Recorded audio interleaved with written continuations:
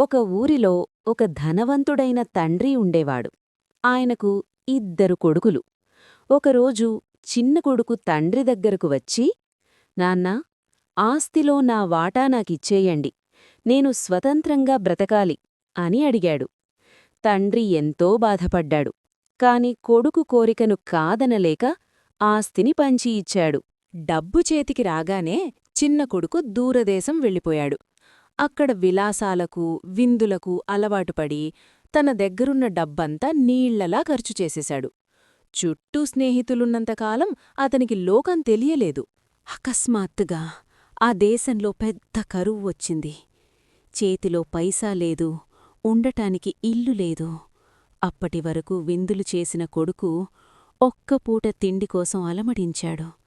చివరికి బ్రతకటం కోసం ఒక రైతు దగ్గర పందులను మేపే పనిలో చేరాడు. ఆకలి తట్టుకోలేక పందులు తినే పొట్టునైనా తిందామనుకున్నాడు. కాని అది కూడా దొరకలేదు. అప్పుడతనికి తన తండ్రి గుర్తుకు వచ్చాడు. నా తండ్రి ఇంట్లో పనివాళ్లు కూడా కడుపునిండా తింటున్నారు. నేనేమో ఇక్కడ ఆకలితో చస్తున్నాను.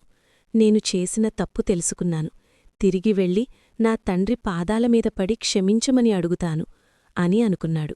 అతడు పాత బట్టలతో నీరసంగా తన ఇంటికి వస్తుండగా తండ్రి దూరం నుండే తన కొడుకుని గుర్తుపట్టాడు. కోపం చూపించకుండా పరిగెత్తుకుంటూ వెళ్లి కొడుకుని గట్టిగా కౌగిలించుకున్నాడు. నాన్నా, నీళ్ళు పాపం చేశాను, నీ కొడుకు అని పిలిపించుకోవడానికి నాకు అర్హత లేదు అని ఏడ్చాడు. కాని తండ్రి తన సేవకులను పిలిచి, నా కొడుకు చనిపోయి తిరిగి బ్రతికినట్టు, పోయి మళ్లీ దొరికాడు అని ఎంతో సంతోషంగా పండుగ చేసుకున్నాడు.